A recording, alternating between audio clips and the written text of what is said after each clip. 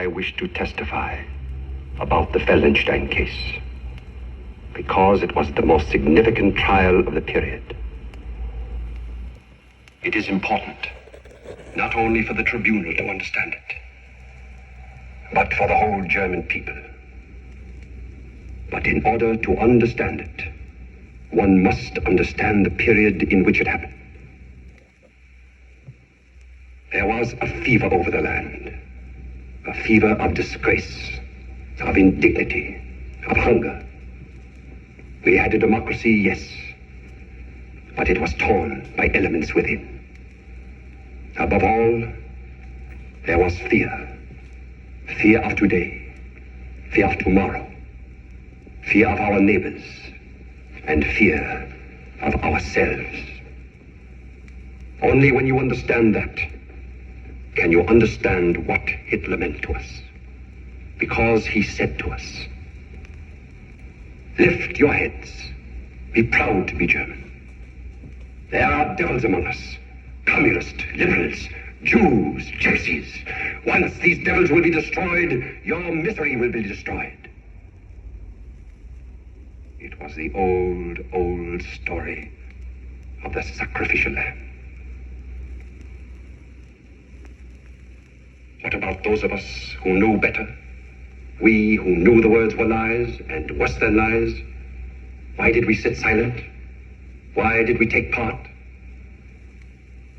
Because we loved our country. What difference does it make if a few political extremists lose their rights? What difference does it make if a few racial minorities lose their rights? It is only a passing phase. It is only a stage we are going through. It will be discarded sooner or later. Hitler himself will be discarded sooner or later. The country is in danger. We will march out of the shadows. We will go forward. Forward is the great password.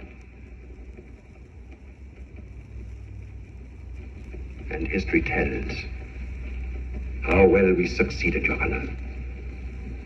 We succeeded beyond our wildest dreams. The very elements of hate and power about Hitler that mesmerized Germany, mesmerized the world. We found ourselves with sudden powerful allies. Things that had been denied to us as a democracy were open to us now. The world said, go ahead. Take it. Take it! Take Sudetenland! Take the Rhineland! Remilitarize it! Take all of Austria! Take it!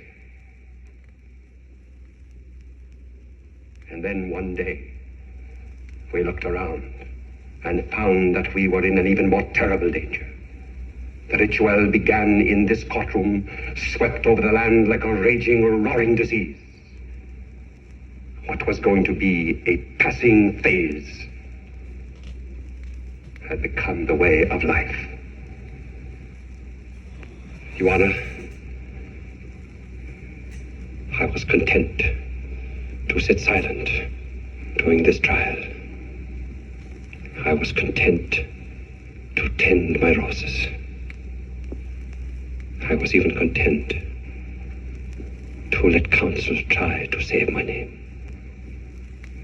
Until I realized that in order to save it, he would have to raise the specter again. You have seen him do it.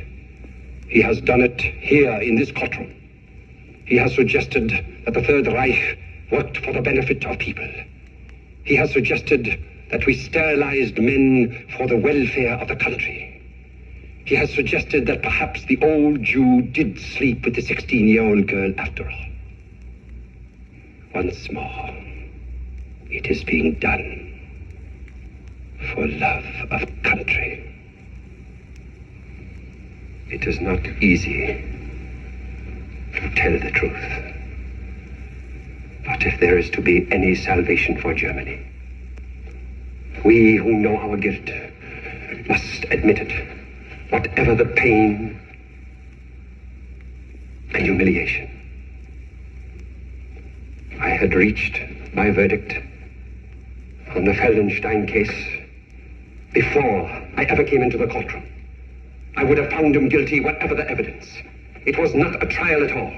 It was a sacrificial ritual in which Feldenstein, the Jew, was the helpless victim. Your Honor, I must interrupt. The defendant is not aware of what he's saying. He's not aware of the implications. I am aware. I am aware. My counsel would have you believe we were not aware of the concentration camps. Not aware. Where were we? Where were we when Hitler began shrieking his hate in the Reichstag? Where were we when our neighbors were being dragged out in the middle of the night to Dachau? Where were we when every village in Germany has a railroad terminal where cattle cars were filled with children being carried off to their extermination? Where were we when they cried out in the night to us? Were we deaf? Dumb? Blind? Your Honor, I must protest. My counsel says we were not aware of the extermination of the millions. He would give you the excuse. We were only aware of the extermination of the hundreds. Does that make us any the less guilty? Maybe we didn't know the details. But if we didn't know, it was because we didn't want to know. Traitor! Traitor! Order! Put that man back in his seat and keep him there.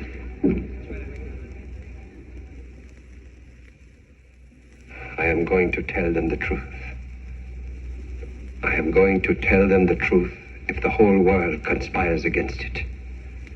I am going to tell them the truth about their ministry of justice. Werner Lampe, an old man who cries into his Bible now. An old man who profited by the property expropriation of every man he sent to a concentration camp. Friedrich Hofstetter, the good German who knew how to take orders, who sent men before him to be sterilized like so many digits. Emil Hahn, the decayed, corrupt bigot, obsessed by the evil within himself.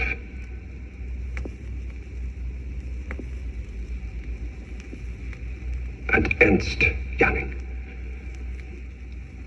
worse than any of them, because he knew what they were, and he went along with them. Ernest Janning, who made his life excrement because he walked with them.